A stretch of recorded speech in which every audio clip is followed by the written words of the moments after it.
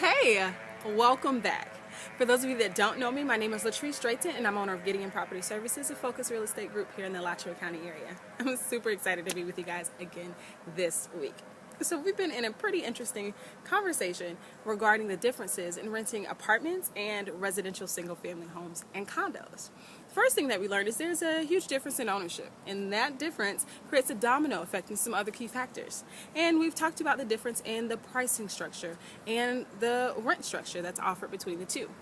This week, we're going to jump right in and continue our conversation and talk about the differences in amenities and upgrades provided. So, let's have at it. Now, I was in the store, and either I really just wanted a yummy treat, or this is a very good analogy, so you guys are going to have to let me know. So I was in the store, and one of the things that I thought would be a great explanation of what that difference is this lovely bag of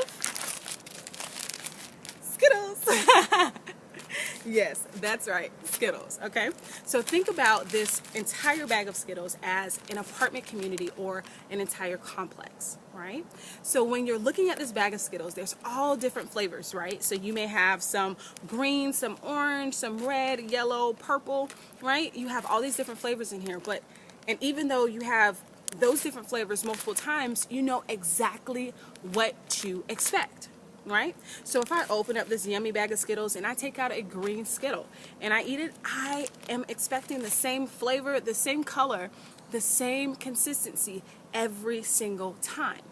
Now, if we take that same Skittle and we look at it as a floor plan in the apartment communities, right? So you may have a basic 2-bedroom floor plan within that particular community. The difference is that you know exactly what to expect with a basic 2-bedroom floor plan in that community. You may have carpeting, you may have Formica countertops, and you may have regular vertical blinds. Who knows what those differences may be? But the key is consistency. Consistency, right? So even though apartment communities may have various floor plans, each one of those floor plans provide a certain consistency and expectation that you have as the renter whenever you are leasing that type of property.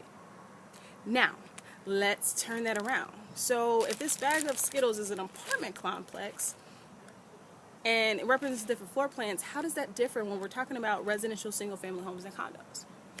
Glad you asked. So the difference would be if I open up this same bag of Skittles and my expectation was to get out that green, delicious Skittle that I love so much, but instead I eat a peanut M&M, right? So for some people that don't like chocolate or other things, maybe they don't like peanut M&Ms, but peanut M&Ms to me are terrific. That just wasn't my expectation when I'm reaching inside of a Skittles bag, right? So the difference between residential single-family homes and condos and renting apartments is that consistency in the level expectation that you can have, right? So with residential single-family homes and condos, because it is maybe a separate owner for each individual unit, you have all of those different variations of what those properties are going to be like, what they're going to look like in regards to those upgrades, right? So say for instance, you also get a lot of owners who also live in those properties before renting or leasing them out. So in that case, you definitely get a high dose of their preferences. So say if one owner has a favorite cat, Meg, right? So they love Meg, and Meg loves going outdoors, but they really don't feel like getting up. So they may install a cat door in their property, and you may go to the neighbors next door, and you may not find a cat door anywhere in sight.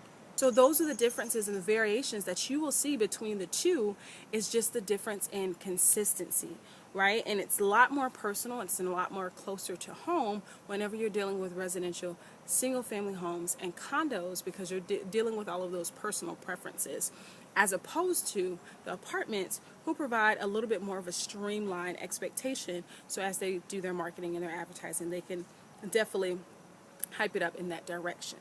Okay. Some other differences that you'll see, people don't realize this, but you may also see differences in amenities and things included with each unit. So in an apartment complex, again, it goes back to that consistency, right? It goes back to that consistency where you should see the same thing included each time, or you may see an additional fee for washer and dryers, whatever the case may be.